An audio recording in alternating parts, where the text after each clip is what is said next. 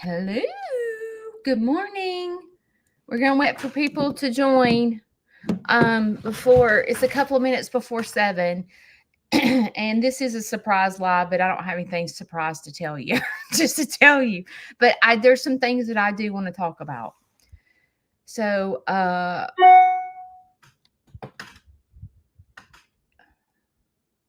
good morning. Y'all are on here now.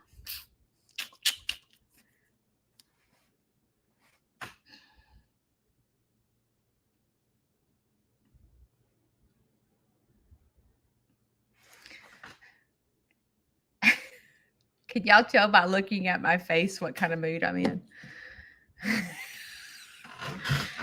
I have a couple. We don't have a calf. Y'all, she's not pregnant. I'm sitting here going, she skipped the eclipse. She skipped a 3-day storm, like storm. Yeah, skipped 3 days of nothing but raining and storm. She's going to skip my due date. You know she is. Like, she is not going today. She's totally skipping today. So, like, I don't even know how that baby is still in there. Just saying. But I went out there at like 5:30 this morning. I did a short on, I think I did it on both platforms, but Shane and I couldn't put out hay because it was pouring down raining yesterday. No, she hadn't stopped eating. Her big old fat butt is in there just a chowing down right now on some fresh hay. She's not. Oh. So, she is not in distress. She is fine. If she, like somebody said, she looked like she was stressed in her face. Y'all, listen, if she was in distress, she wouldn't be sitting there chowing down on some hay, just to let you know. You know, I really thought yesterday when I walked out there and it looked like a foreign object on her behind, like it literally, this picture right here. Hang on. When I walked out there yesterday and I saw this, I was like, what? Look at that. I thought for sure, I was like, it's within 24 hours. It's so within 24 hours. But y'all, I'm wrong. I'm like totally wrong. I am straight up a city girl and not a farmer. I have to keep my name to Aunt Judy. I cannot change my name to Farmer Judy because I do not think she's going today. Just saying. Oh my goodness. Okay. I'm taking my glasses off. I got in the shower this morning because I was just a train wreck yesterday from being in the rain all day. My hair's naturally curly, so when I get out in the rain, I look like little orphan Annie. Okay, it's like bad. Okay. I don't think we're going to church today, but like I have a lot on my mind. So I'm going to talk a little bit about the whole eating disorder thing, and tell you kind of like where I struggle, because I think a lot of people that are overweight probably can get me. I don't know, maybe not, but I feel like that. Hang on just a minute. Hey, Butler Family Farm. Kayla's been talking about you, just to let you know. If your ears are burning, Kayla's been talking about Butler Family Farm. Are you coming to the Petals event? Have I met you? I don't think I've met you yet. But anyway, I was just wondering if you're coming to the Petals event. I probably need to put my glasses on. Let me put my glasses on. I don't even know where you're from.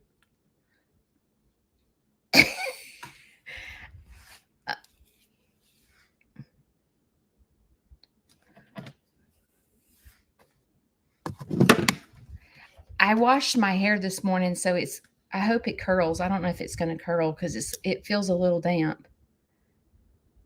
Oh, we met at the Andale tent. You talking about in September? Please forgive me. It is hard to remember, like when you're at that event, it's hard to remember who that you've met and who you hadn't met. Lawanda met you too. It's just hard, and I'm gonna tell you something. The pedals event is sort of uncomfortable to me because people come up and they're like, "Oh, hey, I follow you," and I'm so honored. Like when someone comes up to meet me, and then I'm feel like, oh my gosh, do I remember their name? Or it's just a little stressful. Or if I met you last year and I don't remember, I feel like I am not a good creator because I'm not remembering people. But just just bear with me. Okay. I guess if I saw a picture of you, I would remember. So did you meet me through Andale? Is that how you met me? Okay. Talking about eating disorder. I am skinny fat, skinny fat. When I say fat, I'm talking about like I go from I fluctuate like 20 pounds. Okay. That's why I say skinny fat. I realize I'm not obese, but like I fluctuate 20 pounds all the time. And that's a lot of weight to fluctuate. So, like, I told you in the past, I used to starve myself and I would get skinny and I would just get ramped up about losing weight and I would get skinny and then I would starve myself and literally eat one cracker all day long. And then within like a month, I was like bone thin and I was skinny as crap. And then like a couple of months later, I'd gained all 20 pounds back. So like I was like this, I was a yo-yo dieter and it was just not good. And I really didn't know it was an eating disorder. Like I don't know, like a lot of times when we view eating disorder, we think an eating disorder is someone that is anorexic. Like you can look at them and they're just like 40 pounds, like bones sticking out. That's what we call an eating disorder. We think we have to see, even someone that's obese, we don't view that as an eating disorder. We view that as they're fat. They have no self-control. Like it's almost like someone that's obese is like totally negative and disgusting. And like, like you look at people, that 600-pound life, you know what I'm talking about, that's on TV. Like you look at that and you're like, ugh, that is so gross because their stomach's hanging to their knees. And you're like, you don't really view that is we don't really say in our brain and process they have an eating disorder. We think they're fat, they're obese. Oh, that's so sad. They're lazy. Like we start putting people that are overweight in this category that is like so mean. It's so mean what we do when we see people that are obese. We just begin to judge them and automatically say they're lazy and they have no self-control and blah, they're disgusting. Their stomachs hanging to their knees. Like we're awful. I'm speaking to myself. I sometimes do the same thing. But when someone is bone thin, you're like, oh my gosh, that is so sad. Oh my gosh. Oh my gosh, she's going to die. I hope she gets help. Like, do you know what I'm talking about? It's almost as if like a very skinny person and someone that's obese are not in the same category. It's like we're on two different wavelengths. And like someone that, let's just say, like me, is 20, they need to lose 20 pounds. Let's just say. Okay. It's like we don't sit there and go, oh, they have an eating disorder. They're 20 pounds overweight. They're out. Okay. They're on a yo-yo diet, skinny fat, skinny fat, skinny fat. We don't do that. When they lose weight, we start to praise them and we say, Oh my gosh, you look so good. And for someone that has an eating disorder, that sends us to outer space. When people start going, oh my gosh, you look so good. You are so skinny. What did you do? For someone with the eating disorder that is it's uh masked, you you send people to outer space when you start telling us that we're skinny. It's like it amplifies the eating disorder, and it amplifies like for you not to eat. It used to do that to me. Um and then what would happen is when people would say, "Judy, you are not fat." It would piss me off. It would totally piss me off when people would say that. Um where I am right now is in 2019 when I moved here. My son, I was I was preaching to my children and telling them that they needed to work on being the best version of themselves and all this stuff. And my son had started college, and I began to, tell him, don't live in the moment. Don't live, like you're in college. You need to live like you're 4 years out of college. Save your money, be the best version of you, so that when you graduate and walk into an interview, you are the best version of you, so you can win the job and all this stuff. I used to say that to my son. And so he listened to me, and he was like, Mom, I want to go on Weight Watchers, but I can't do it by myself. And I was like, I'll go on it with you. I need to lose a little weight. And I went from 159 to 128 in 5 months. But I did it right. I didn't starve myself. I actually did it right this time. And I was so proud of myself because I had ate healthy and got down to that weight doing it the right way. And I was so proud of myself because that was the first time in my life that I'd actually lost weight eating correctly, like not starving. Like I was eating 3 meals a day, and I was super proud of myself. And I kept it off for about 3, 4 years. I kept it off, and I was so proud of myself. But I can remember that I had to take my glasses off, because if I start reading comments, I get distracted. I remember that I had to have my gallbladder taken out. And that, like at the end of my dieting, I started getting sick every time I ate. And I knew something was wrong. And it took a minute for them to find out that my gallbladder was not functioning. And so I lost a little bit of weight from being sick from my gallbladder.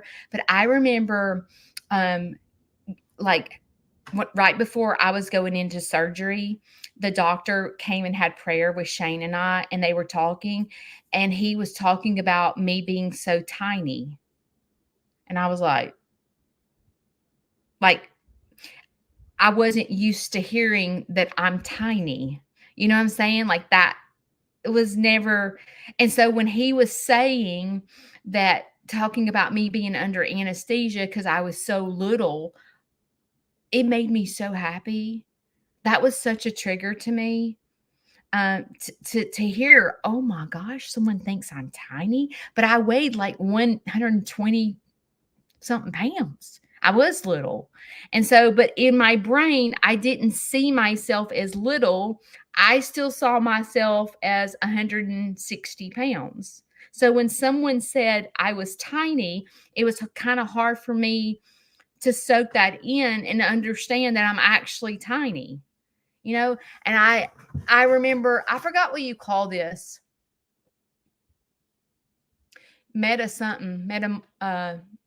Where you look at yourself and you see something different than other people see. You know what I'm talking about? It's a disorder. Meta something. Yes. I thought it was a meta. It's not meta. But basically, I remember I remember washing clothes one day, and I remember taking the clothes out of the dryer, and I was like, "Whose kids' pants are these?" Like, I literally was like, and then I looked at them, I was like, "These are my pants?" And I remember sitting there going, "There is no way that I can fit in these blue jeans." I was convinced that the dryer had shrunk my blue jeans, okay? Like, I was totally in that, okay? And I was looking at them, and I said, "I wonder if I should try these on.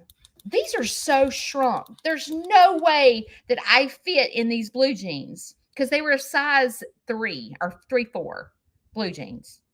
And I did wear a 3-4. But in my brain, I didn't wear a 3-4. I wore a 9-10. So, like, it was hard for me to process that I was that skinny because I still think I'm a 9-10.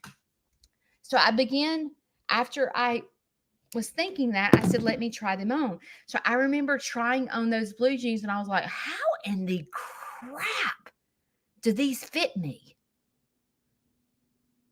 Like, what the? I mean, they look like little kids' blue jeans, and they fit me. As a matter of fact, they were a little big. And I can remember standing there going, like, am I having like, am I dead? Like, like what the heck? Why do these blue jeans fit me? And why are they actually a little too big, and they look like little kids' blue jeans? Like, it was a very weird moment. Like, I felt like I was crazy at the moment because I was like, I don't understand how all this is working. So I've had a lot of weird moments when it comes to like looking at myself. I want to know if you can relate to me. Like, when you look in the mirror, do you see something totally different than what someone else thinks? Like, it feels weird to you, like when someone says, "You're really not that big." And you're like, "Joker, look at me." But when you lose a bunch of weight, your brain is still on, "I weigh 160 pounds." And it's like your brain doesn't work right when you lose all this weight and someone tells you that you're skinny, or you're looking at blue jeans that you think that don't fit you. It's like your brain doesn't match reality. It's weird. It's so weird. I feel like right now I'm struggling really bad. I am. I got on the scales and I weigh 158. No, 157. And I was like, "Oh my God, I've gained all my weight back." And I feel like the first place when I got on the scale, first of all, I have been avoiding this. I know that I've gained weight because I feel it in my clothes. My blue jeans are too tight. My overalls, I wear medium overalls, and like, and then when I watch videos, I can see like my back fat, and I just like literally, like, Kayla took this video of me feeding the alpacas the other day. My back looked like I was deformed because I had back fat, and I saw it, and I literally was almost like, when everyone left, when Kayla left, my dad went to bed, Shane wasn't here yet. I was almost in tears over that video. I was like, but I'm gonna tell you something. There are certain parts of your body that you may not like. Okay. I have what they're called love handles, right? That's what we call them. I had them. When I weighed 125, 28 pounds, I had them. Okay. So, like, there's things about your body that you may not like that you inherited from your parents. And like, I sit here and when I see my back fat, I'm like, "Jane, Jane is my mother. I'm like, "Jane, you make me so daggum mad." Because I have these love handles because of my genetics. Like, Mom, of all things that I inherit from you, I couldn't inherit like your beautiful green eyes. I had to inherit the back fat. Like, really, Mom? Like, but I know in my brain that no matter how skinny I get, that is not going away. And it's like, we can go to the next level and go, the only way this is coming off is for it to be surgically removed. And then you find yourself going, I feel really guilty if I died during surgery having my back fat removed. Like, how selfish is that? That is so selfish of you, Judy, to go spend thousands of dollars to have your back fat removed when your family or your animals are in need of a pasture or whatever. Like my brain is like, that is the most selfish thing that you could ever do, is to go have surgery to have your genetic back fat removed. And I've never done it because my brain goes like that. But you see how our brain like plays tricks on us when it comes to weight, because when we are skinny, we're still finding things wrong. We're still like jacked up because we're like, these blue jeans do not fit me. Someone's calling me skinny. Like, we're jacked up no matter what. Like, we are. We're never satisfied. There's a lady that came to tour my farm the other day, and I hadn't seen her in a minute. And when she got out of the car, I was like, what the? She's dropped 70 pounds since I've seen her. And I was like, oh, wrong way. I was like, oh my gosh, you're so skinny. It was a trigger to me. It was a big trigger to me when I saw how skinny she was. And of course, the first question you ask someone when they've lost so much weight is, what did you do? You know, and she told me what she had done. And she said, my husband, she said, I have all this saggy skin now. And I remember when I got down to 128, I was a saggy mess. Like, it was like awful. So I knew what she was talking about. And she goes, my husband looked at me and told me, you're never satisfied. And so many times when it comes to weight, body image, we're never satisfied. Never. Like, you're like, if I could just get skinny, if I could just lose 20 pounds, and then you lose 20 pounds and you're like, oh God, I'm a saggy mess. I need to get this tucked because I am just hanging. It's like you're never satisfied. Like, you cannot find contentment with yourself. And it's like, I sit here and I work on myself every day about body image. I do. I have to, because I will totally beat myself up when it comes to body image. And I think us as human beings, whether you're male or female, we go there. We sit here and criticize everything about our body, about everything about ourselves. We're never satisfied. And we think so many times, if I could just do this, I would be happy. Like, if I could just get to my goal weight, if I could just get to what my driver's license say, I would be so happy. I promise you're not. If you got to what your driver's license say, you're going to find something else wrong. Do you hear me?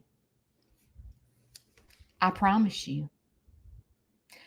It is a mental game. Weight, body image, all that is a mind. If I said a bad word, I would say it right now, but I'm not going to say a bad word. But it is a mind game. It is a battle that is almost never ending. You almost never find, like, for you to look in the mirror and go, wow, you know what, Judy? You're so beautiful. You know, oh, Judy, you look so good to be 53 years old almost. We don't do that to ourselves because that is boastful. That's like, and then we don't know how to accept a compliment. You know, when people say, Judy, you're not fat, I'm mad at you for saying that. When you say, Judy, you are not fat, I'm like, Joker, you have no idea the battle that I fight in my brain. Like when you tell me that I'm not fat, I'm very frustrated at you because I am fat. It's just, it is nothing but a mind game. But what if we change instead of focusing on a shot or a pill or hang on, let me get that. Instead of focusing on a quick fix, like I just need that magic pill to lose weight. I just need that. What's that shot called? The new shot that's out and everybody's losing a ton of weight. I forgot what the name of it is. If I could just get my hands on that diabetic shot that costs like $1,000 a month, if I could just afford that, I could lose weight and then I could eat right. You ain't listen to me. Don't waste your money because you are not going to eat right. You are going to waste your time and your money on a diabetic shot, losing weight. You are. Mm-hmm. Mm-hmm. Because what's going to happen is you're going to drop a gazillion pounds, let's just say. You're going to drop 50 pounds, and then you've learned nothing through the process because it was a quick fix. And you think in your head in the moment, you're like, okay, if I can just get my hands, if I could just afford this shot that everyone's doing, I'm going to lose a ton of weight and then I'll be all right and then I can start eating right.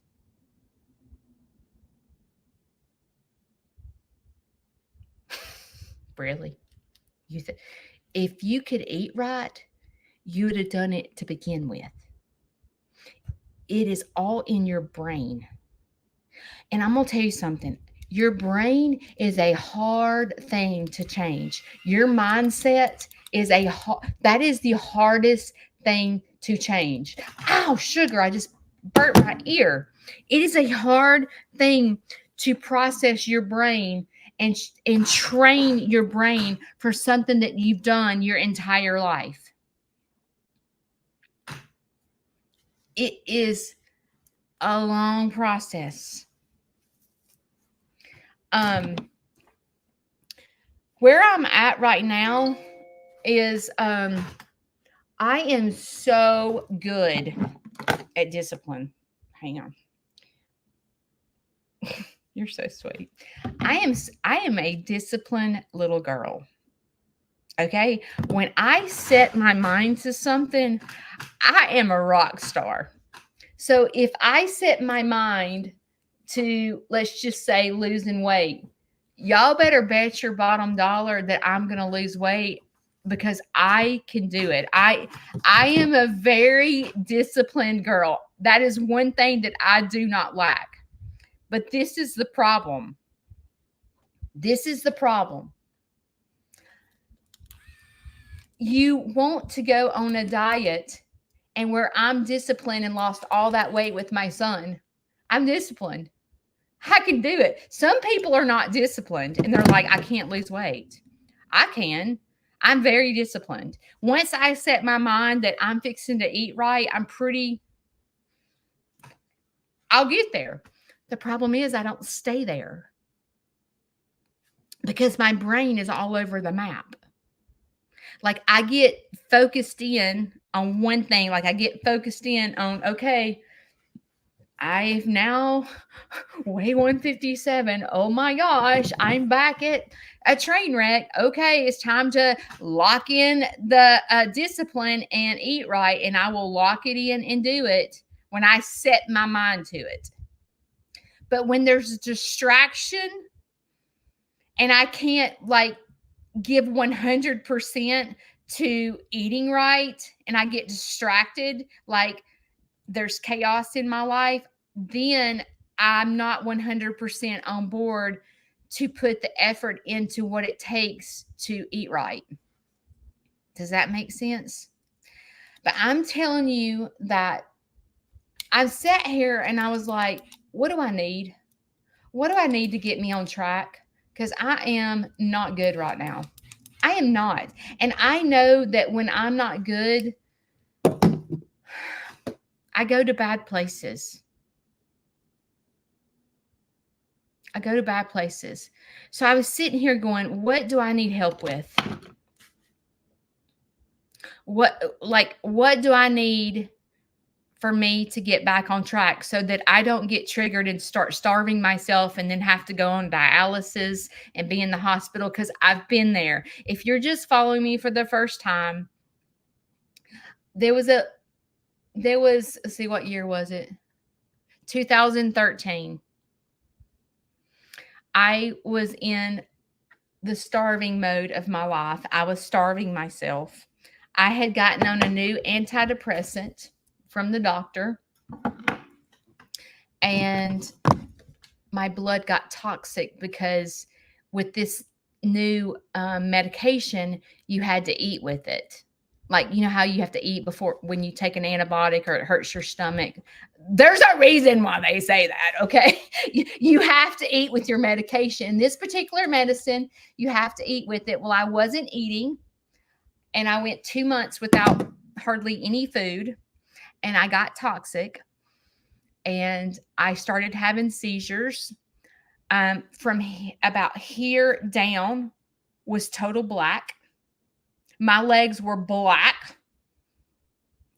My husband was taking me to the ER because I kept having seizures. God love Vanson. The very first seizure that I had was in front of Vanson, and he was probably 12 years old. He had no idea what was going on, but I had about 15 seizures, and I could not walk. I could not swallow.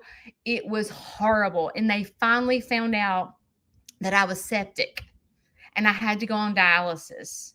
And that day, I realized that my eating disorder was out of control. I almost died. And I was pretty young.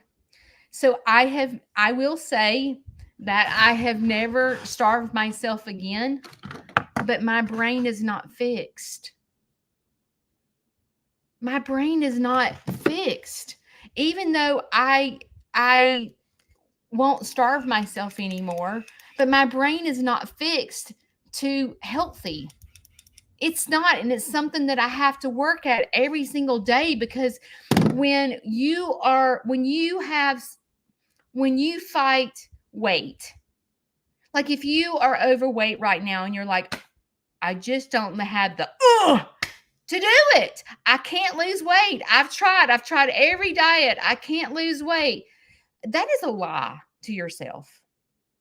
That is a total lie to yourself. Yes, you can. Yes, you can. But the difference is, this is the difference. We want it now. You know how I talk about I'm a trigger and I want it now? We want to lose weight in a week. And that's it. Because we don't have the discipline. We just want a quick fix. We want to go get a shot, lose weight, and then we're going to eat right. No, you're not. That's a big fat lie to yourself. You're not going to do that. You're not. What you need to lose weight, to me, and this is my opinion, is you need someone to help you. You need someone that's not going to give up on you. You need someone that is going to encourage you to keep going. You're going to need someone when you're at your grandkid or daughter or whatever's birthday party and there's cake involved. You need someone on the sidelines going, you got this, girl. You got this, girl. Because you need someone to hold your hand. You don't need a magic pill. You don't need a magic shot. You don't like none of that. You don't need any of that. You need some backup dancers to hold your hand to go, you got this. You don't need someone to tell you that you don't need to lose weight. You don't need someone to tell you that You're too old to lose weight. Just be satisfied with what you look like. That's a big fat lie. You need some backup dancers to hold your hand and go, there's a whole army here to help you. It sucks. It sucks to go to a birthday party and hang on. It sucks to go to a birthday party and you can't eat cake. Okay, it sucks, but I'll do it with you. It's kind of like, when you have to shave your head when you have cancer and then your kids something shave their head with you to support you. That's what we need. We need someone to shave their heads with us.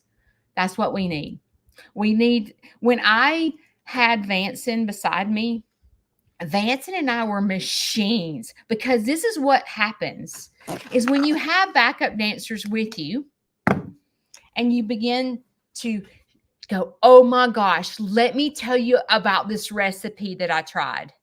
Okay. Your family's going to have no idea that you have substituted these ingredients. So instead of using sour cream, start using fat-free yogurt. Your family will have no idea. And it tastes absolutely delicious. That's what you need. You need people beside you to help you because we're not strong enough to do it alone. In the Bible where it talks about two or more gathered in his name, like God listens. It's I feel like that when it comes to any type of recovery, even trauma recovery. I feel like when you have an army beside you to hold your hand to go, okay, you don't feel like you're in the kitchen and you're like, I do not feel like cooking. I feel like going to get a pizza. I am a train wreck today. My whole day has been ruined. And when you talk to some backup dancers and you go, I need help. I need help. I don't know what to fix for supper. I'm craving pizza and I don't know what to do. And then a backup dancer goes, let me give you this recipe.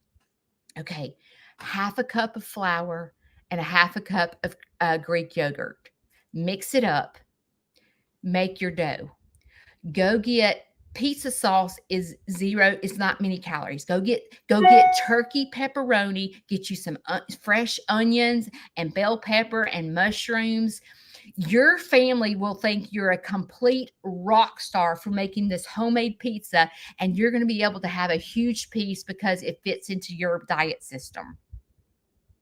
And then you're like, are you kidding me? Okay, I'll go try it.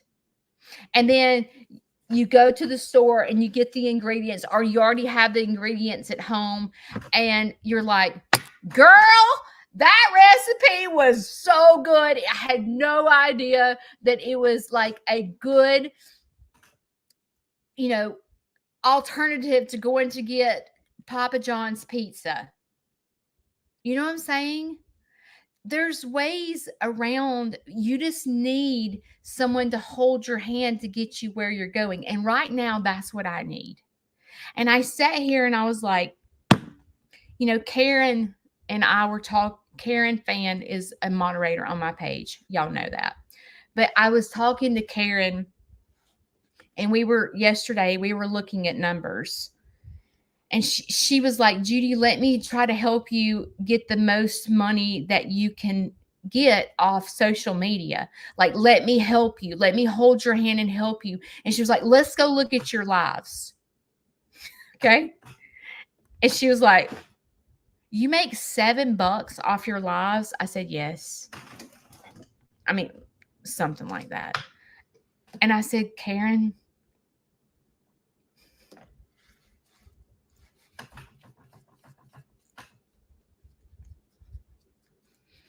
give me a minute.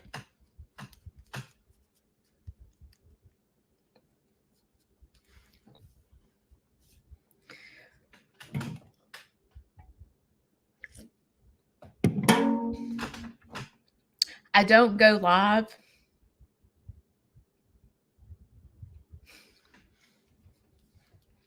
I can't talk. Hang on.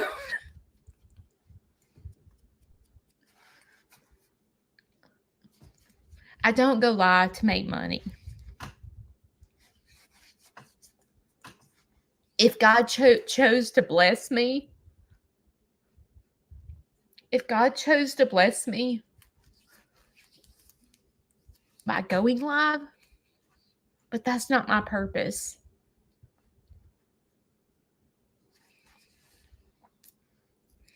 My purpose of going live and talking about mental health is because I need it. And I know there's people out there that need it. My focus is not to get rich. My focus is to give back. I'm a nonprofit.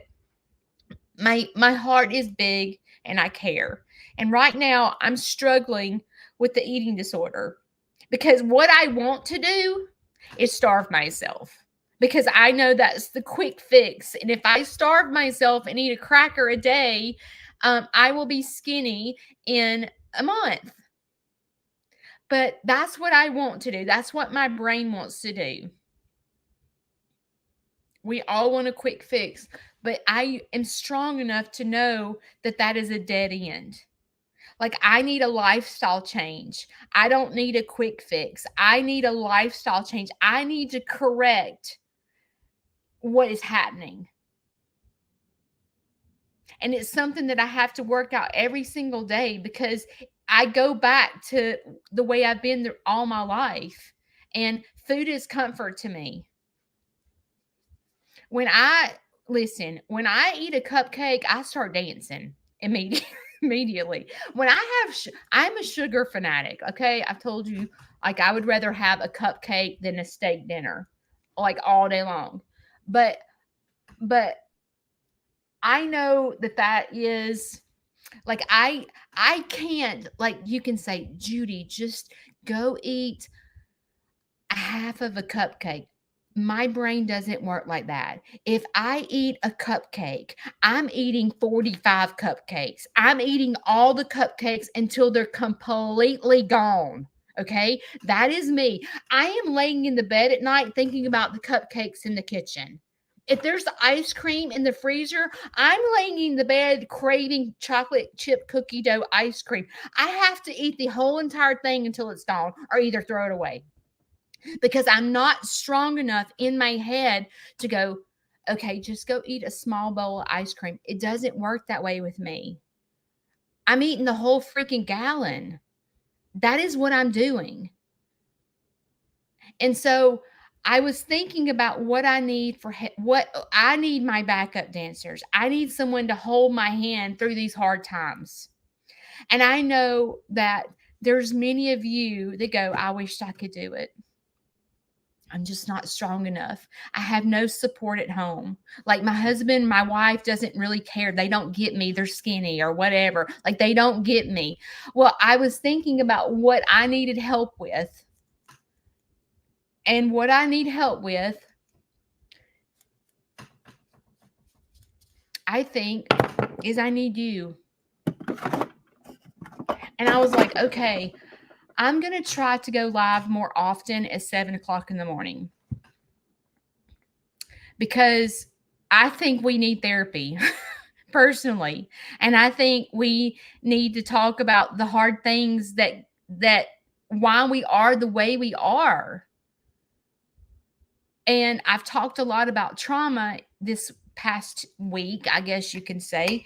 And trauma is what gets us to where we are. It's terrible. And it's hard to break up with trauma.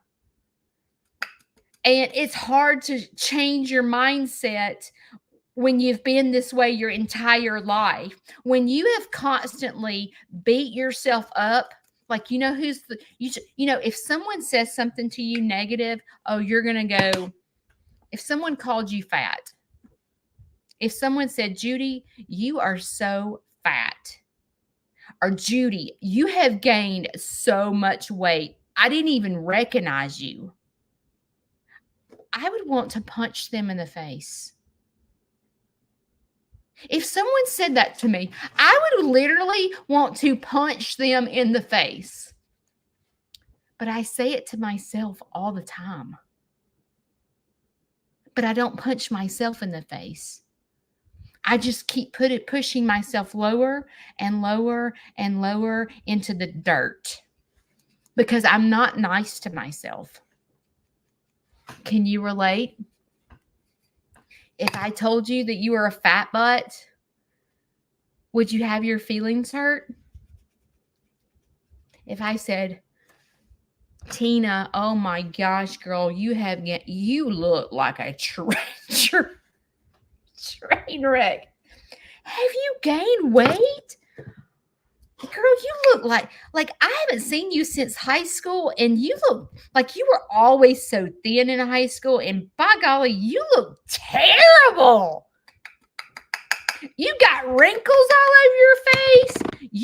Tina, you would like literally punch me in the face, or you would go, you are not going to believe what Judy said to me. She has not seen me since high school, and she's literally telling me that I look like a road map on my head because I have got so much wrinkles and that I don't even look the same since high school. Like I'm blocking her. But then you go home and you go, you are so ugly. Like, Tina, you're looking in the mirror at home going, girl, you need to do something with yourself. You're fat, you're ugly, you sit there and rip yourself a new one. But if someone says it to you, you're offended. But you're not offended when you say it to yourself. Why do we do that? Please tell me. I don't know the answer. Why are we so mean to ourselves? Why do we not, why, when you look in the mirror, do you not see all the positive things about yourself? Why do we do that?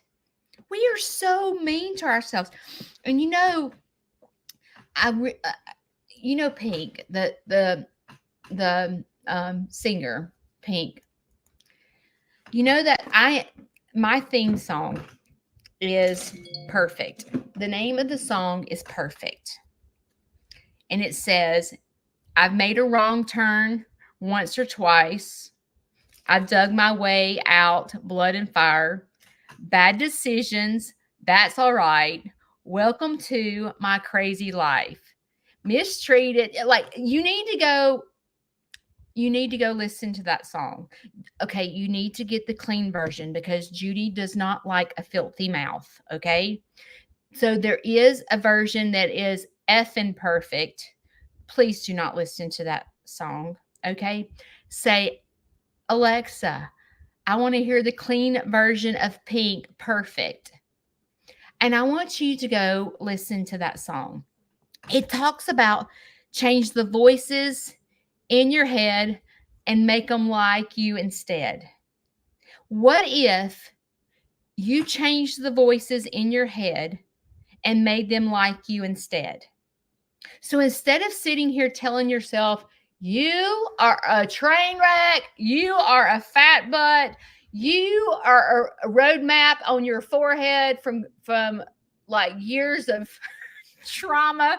Like, what if you change the voices in your head and begin to make them like you instead? What would happen? Have you ever tried it? It feels very uncomfortable. If I looked at myself and said, Judy, okay, like, you are totally like unkind to yourself, Judy. You like are the worst critic to yourself. And instead of sitting here ripping yourself a new one over having you back fat, okay? Like, what if you focused on something else besides the back fat? So instead, let's see if I have this video. Let me see if I have it. Hang on. Bear with me just a minute.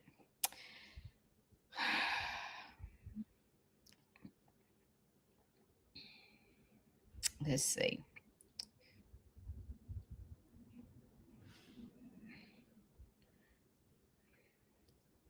Okay. I'm gonna show you the video that I'm talking about. Let's see if I can get it up. Hang on. me just a minute.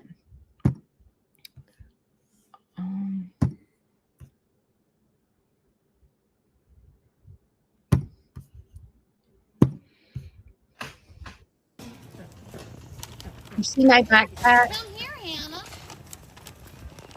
Where? How? Take a picture.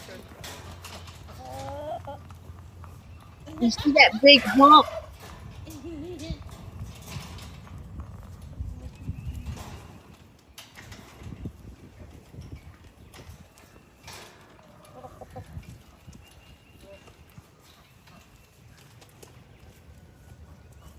It's lovely. Okay.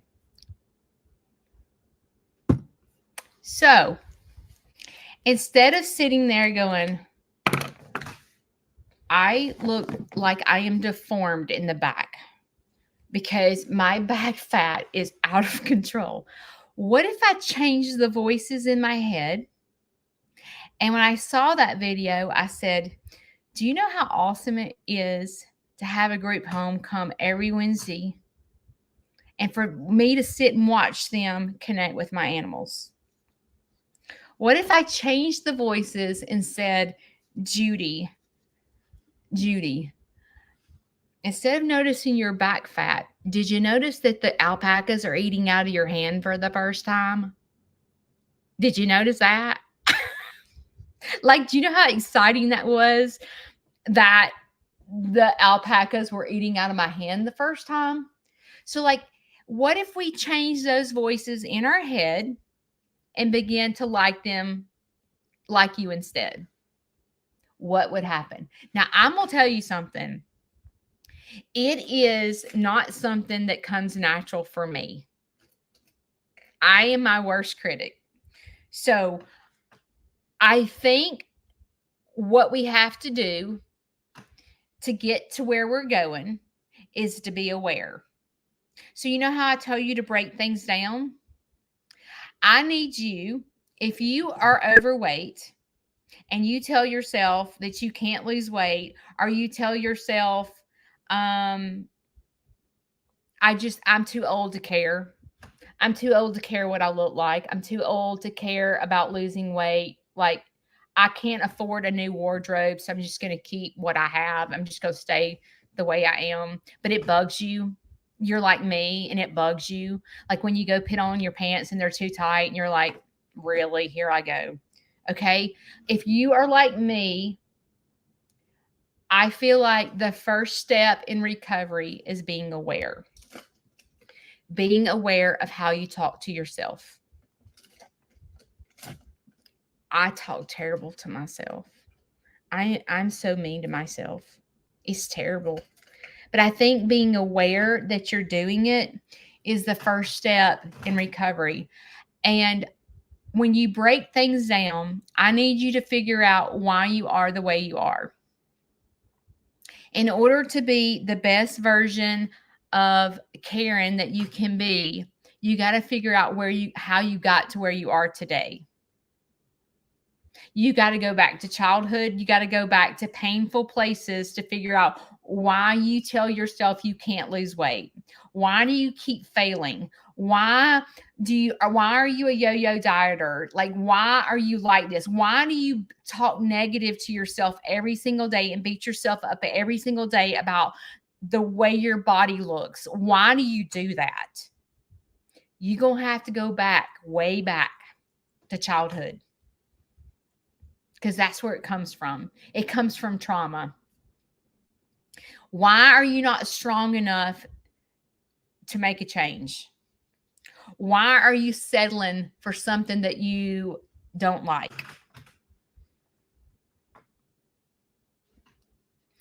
Why do you tell yourself you can't do it? Is it because you failed over and over and over and over? Is that why?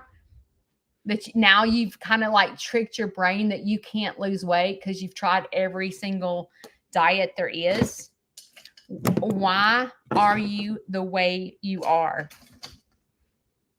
In order to get healing, you're going to have to go back to some hard places in your life. And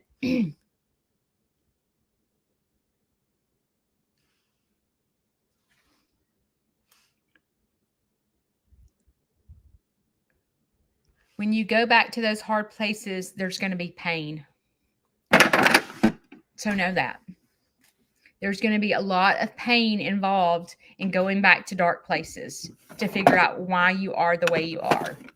In order to be the best version of you that you can be, you have to figure out your past. Where is my mascara?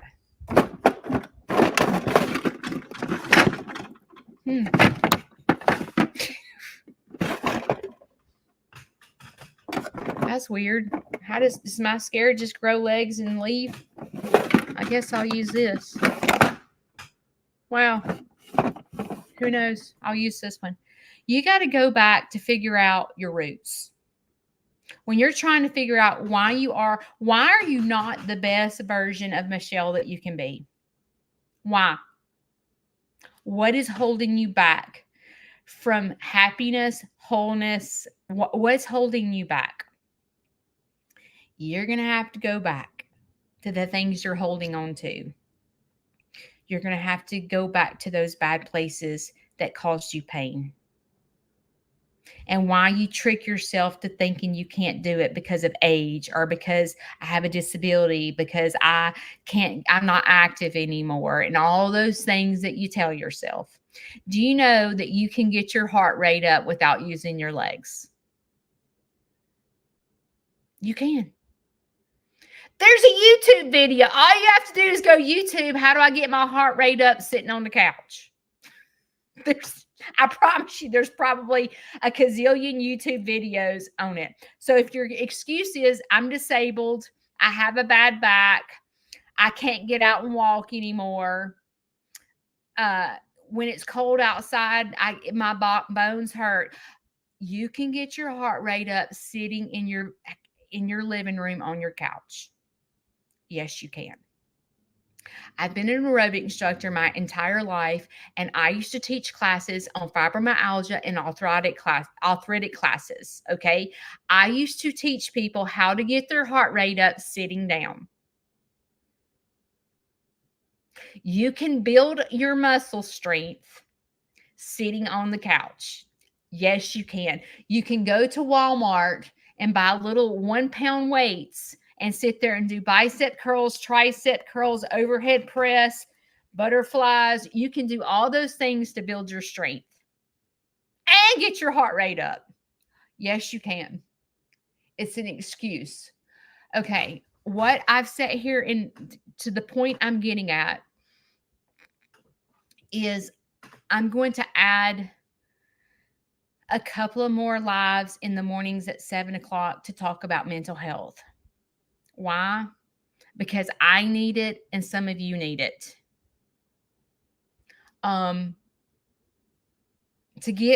There's no mascara in this at all.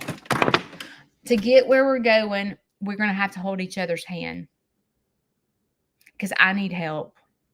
And I can't do it without you. I can't. I'm not strong enough right now. So like me sitting here talking to you guys about things that we can do, where my struggle is, this is like a clumpy mess. Sure. Oh, wait, I think I just found my mascara. Why did I put it down there? I'm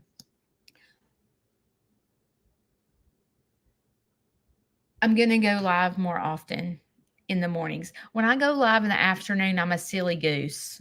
Okay. In the mornings is when we're serious. It's when we really talk about hard subjects. I feel like that's what I need to do. I don't know. I feel like it's calling me to talk more in the mornings. I just feel like God's leading that heavy on my heart. You know, it's like when you get up in the morning and you get started on the right foot, it's like you're stronger throughout the day because you've been energized, and you're like, okay, I know where my strength comes from. I know I've got these people to help me. And I feel like I don't know how to do this, and I'll have to get with Karen, but I would like to start a group where we could chit chat for recipes, and like where we could be more Like for people that want to work on their physical health, maybe you don't need to lose weight, but you need to work on strength, flexibility, things like that. I want to start a group where we just chit chat and go, okay, I'm stuck. I've got to cook tonight and I don't know what to do. This is what I'm craving. I'm craving tacos. So how can I make good decisions or hey, it's Sunday and I'm going to the grocery store. I ain't got a clue what to buy. Does anybody have any really good recipes? Or I'm going to this restaurant and I want to make good decisions. What can I order at this restaurant that would be a better choice for me to get me through it? Or, hey, I just totally jacked up and drank about 5 martinis and I've blown my diet. Like, I need help getting back on track or whatever. I just ate queso at the Mexican restaurant and I need to get back on track. I just feel like we need to support each other when it comes to physical. I feel like your physical health affects your mental health, your spiritual health, because when you don't feel good physically, you're jacked up mentally. You can't focus on your spiritual health. You're an emotional wreck. But when you feel good about yourself physically and you carry yourself stronger, you're able to dance. You're able to make a difference in other people's lives. You can go, hey, I ain't good at this either, but we can be good at it together. I feel like that's when you get healing, is when you feel good about yourself. And you don't sit here and train wreck yourself and go, oh God, I'm a fat butt. I can't. I tried to go on this diet and I just keep failing. When you sit there and talk negative to yourself, you are not getting where you're going. We are going to have to change our mindset. But in order to change your mindset, you got to know why your mindset is there. And you're going to have to go dig in the closet to figure out where all this junk came from. And I can't answer that because I didn't grow up with you. I don't know why you have this trauma in your life. I have no clue, but you do. If you sit and dig in your trauma cabinet and know where this crap came from that's caused you all this physical elements that you have, you're going to be the best version of you that you can be because you have got all the skeletons out of your closet. Does that mean that you're going to be free of pain the rest of your life? No. You're going to deal with that trauma and those skeletons the rest of your life. But the difference is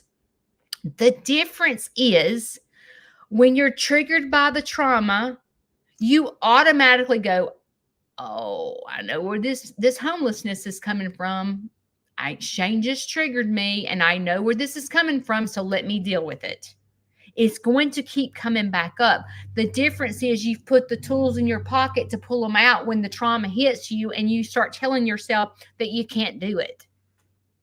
That is the difference. That's why you have to go back to those places in life where the trauma hit you. You got to think about little boy or little girl scared in the closet because this happened.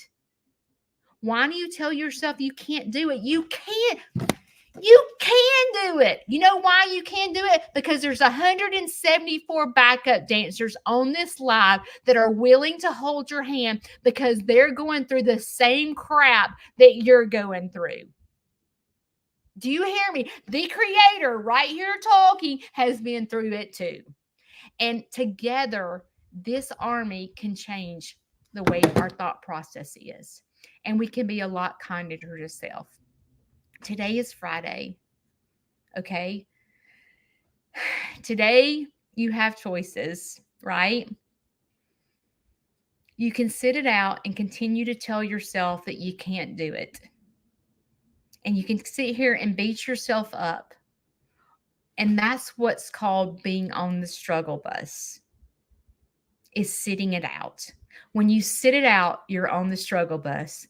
But when you're like Karen and you get off the struggle bus and you go to the double Dutch bus, you start going, the double Dutch bus going down the street. Alexa, play double Dutch bus. That's when you dance. I'll see you later, guys. Maybe we'll have a baby today. Maybe we won't. But you know what? It's in God's timing and it's in Dee Dee's timing. But I will keep you updated. Thanks for joining me this morning. Bye.